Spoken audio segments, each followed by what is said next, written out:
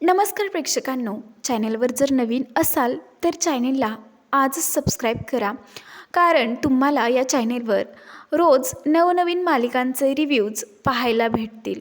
तर पारू मालिकेच्या आजच्या भागात आज आता असे घडणार आहे की इकडे आता आदित्य व पारू हे दोघेजण मंदिराच्या बाहेर थांबलेले असतात.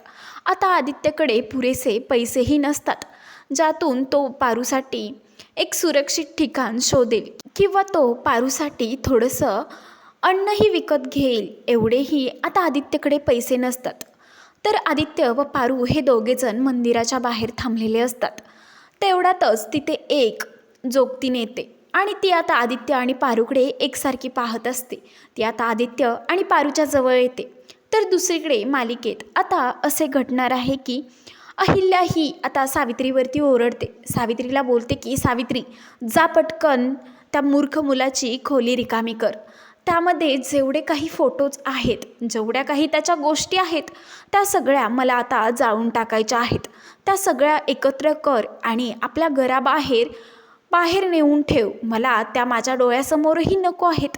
हे ऐकताच आता सावित्री दचकते. सावित्री लगेच अहिल्यादेवींना बोलते की मॅडम, पण तो तर तुमचा मुलगा आहे, ते आमचे सर आहेत आणि त्यांच्या वस्तू अशा कशा आम्ही जाळणार. इकडे आता अहिल्या ही सावित्रीवरती चिडते. सावित्रीला बोलते की तू नोकर आहेस आणि नोकरासारखीच वाग. तुला सांगितलंय ना त्या वस्तू बाहेर नेऊन टाक. तर आत्ताच्या आत्ता मला त्या गोष्टी माझ्या नजरेच्या दूर हव्या आहेत.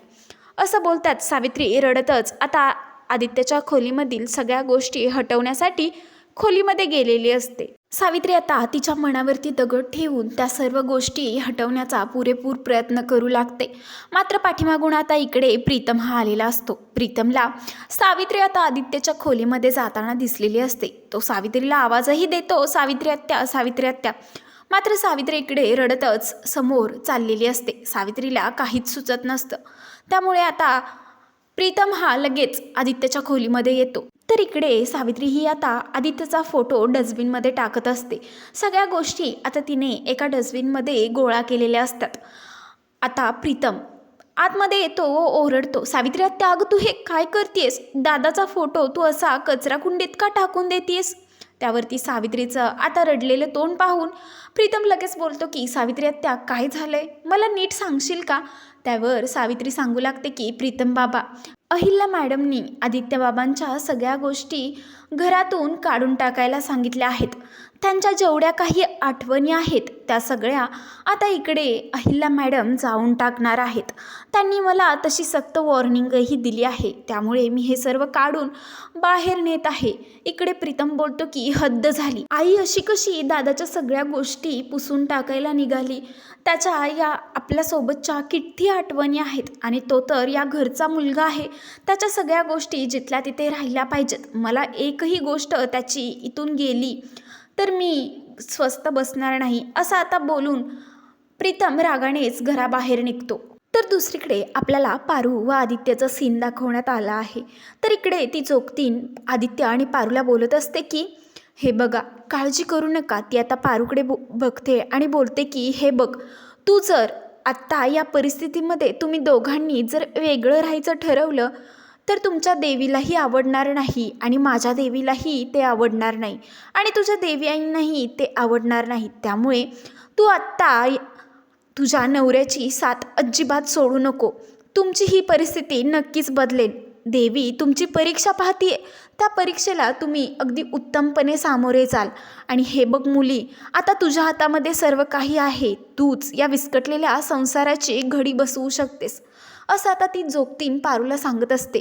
त्यावेळी पारू लगेच आदित्यचा हात पकडते आणि बोलते की अगदीच शेवटच्या श्वासापर्यंत मी आदित्य सरांचा हात कधीही सोडणार नाही. आणि इकडे जोगतीन बोलते की हो, तू अशीच ठामपणे तुझ्या कुंकवाच्या बाजूला उभी राहा आणि आता मी येते.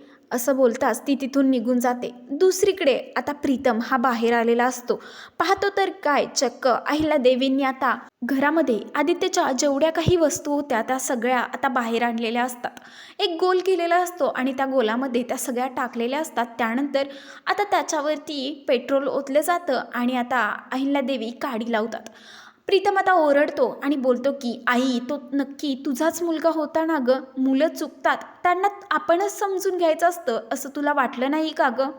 तुला जर तुझा मुलगा नको असेल तर मला आत्ताच सांग. मला माझ्या दादाच्या कोणत्याही गोष्टी पुसल्या गेलेल्या अजिबात चालणार नाहीत. तू दादासोबत एवढं क्रूर वागतेस ना तर तुला आज तुझ्या दुसऱ्या मुलालाही विसरावं लागेल. तुझ्या दुसऱ्या मुलाच्या गोष्टीही सगळ्या जाळाव्या लागतील. असं बोलून प्रीतम आता तो पेट्रोलचा कॅन हातामध्ये घेतो. त्यानंतर ते सर्व आपल्या अंगावरती ओतून घेत असतो. अहिल्यादेवी आता बघतच असतात. इकडे आता सावित्री ही आता एकदम सावित्रीला आता धक्का बसतो. त्यानंतर इकडे श्रीकांतही प्रीतम अरे तू हे काय करतोयस थांब. त्यावरती आता प्रियाही रडू लागते. प्रिया बोलते की प्रीतम तुम्ही काय करताय, जरा शांत व्हाल का. इकडे प्रीतम सर्वांना शांत बसवतो आणि आता तो कॅन संपूर्ण अंगावरती ओतून घेतो. मात्र अहिल्यादेवींचा यावरती काहीच प्रतिसाद नसतो.